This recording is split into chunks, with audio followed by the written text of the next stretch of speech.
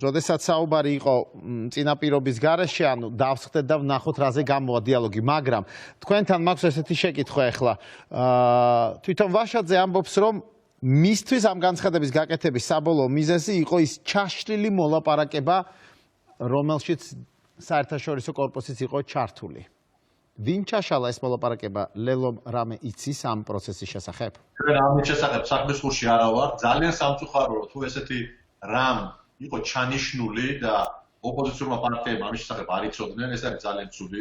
თუ ესეთ ფაქტს ჰქონდა ადგილი, შესაბამისად ჩვენ არა ვართ საქმისხურში, ჩვენ გუშინ გავავრცელეთ 4 პარტიამ გავავრცელეთ განცხადება, სადაც კიდევ ერთხელ დავაფიქსირეთ, რომ ნებისმიერი პროტესტი უნდა იყოს მშვიდობიანი, ხაზი გაუსვით, რომ ჩვენ პოლიციელებთან უნდა ვიყოთ ნებისმიერი მომიტინგი, უნდა იყოს ძალიან კორექტული, ჩვენ სახელმწიფო უწყების და განსაკუთრებით პოლიციას უნდა ვცეთ პატივი, ისინი იცავენ საზოგადოების წესრიგს. მამუკა, რატო იყავით თქვენ მარტო 4? ძალიან საინტერესო ფაქტი იყო, რომ გუშინ თქვენ ევროპული საქართველოს ოფისში იყავით ნაციონალური მოძრაობის გარეშე. რატომ გაკეთდა ასეთი არჩევანი? უბრალოდ ეს ტექსტი შეთანხმდა მოთ პარტიაში ჩვენ ერთმანეთში არა მარტო ამ თემებზე ვსაუბრობთ, არამედ სხვა თემებზე ვსაუბრობთ. შესაბამისად ეს ტექსტი შეთავაზებული იქნა სხვა პარტიებსაც და მე როგორც მაქვს ინფორმაცია, ისინიც უერთდებიან, განსაკუთრებული არაფერი არ ითქვა, უბრალოდ ის ტექსტი ამ 4 პარტიამ. გასაგებია. რაც შეეხება დიალოგს საქართველოში აკრედიტებულ ელჩებთან და დიპკორპუსებთან.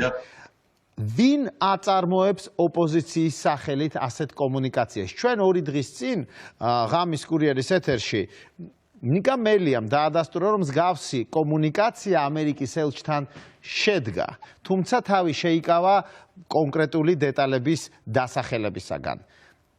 მამუკა ხაზარაძისთვის ცნობილია თუ ვინ აწარმოებს მოლაპარაკებებს ოპოზიციის სახელით დიპლომატიურ კორპუსთან?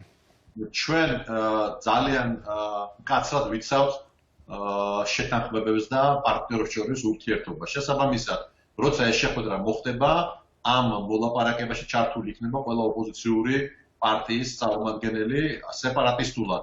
ესეთი მოლაპარაკება არ უნდა ჩატარდეს, იმიტომ რომ როცა ბოიკოტია, ბოიკოტს აცხადებს ყველა, შესაბამისად, როცა მოლაპარაკება, საქმისხურში უნდა იყოს ყველა ამასთან დაკავშირებით. კონკრეტულად ვინ დაესწრება, ვინ წარმომადგენელი დაესწრება, შეიძლება ყველა პარტიის წარმომადგენელი არ დაესწრეს, მაგრამ დელეგაცია ვინც იქნება, ამის შესახებ რა თქმა უნდა ცნობილი იქნება. ანუ თქვენთვის ჯერჯერობით როგორც ბრძანეთ, არ არის ცნობილი თუ ვინმეს ჰქონდა უკვე კომუნიკაცია დიპ წარმომადგენლებს. ლელოს წარმომადგენლები იქ არ ყოფილან.